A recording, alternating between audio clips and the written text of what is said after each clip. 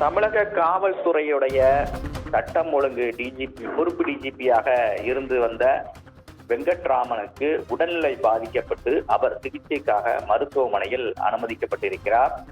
இந்த நிலையில் அவர் மருத்துவ விடுப்பில் இருக்கக்கூடிய காரணத்தினால் தமிழக காவல்துறையின் சட்டம் ஒழுங்கு டிஜிபியை கூடுதலாக கவனிக்கும்படி அபய்குமார் சிங்கிற்கு அந்த உத்தரவு என்பது பிறப்பிக்கப்பட்டிருக்கிறது.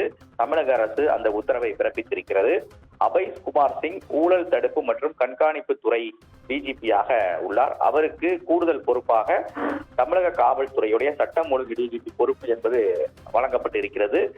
இதன் பிறகு அவர் காவல்துறையுடைய அனைத்து உத்தரவுகள் தொடர்பாக உத்தரவுகளை அவர்தான் பிறப்பிப்பார். அது மட்டுமல்லாமல் காவல்துறையுடைய இடமாற்றம், அதிகாரிகள் இடமாற்றம் தொடர்பான உத்தரவையும் அவர்தான் பிறப்பிப்பார். அவருடைய தலைமையில்தான் அனைத்து காவல்துறை அதிகாரிகளும் பல்வேறு உத்தரவுகளை பெற்று அதனை நடைமுறைப்படுத்துவார்கள். அதற்கான உத்தரவு தான் தமிழக அரசு சார்பில் தற்போது பிறப்பிக்கப்பட்டிருக்கிறது.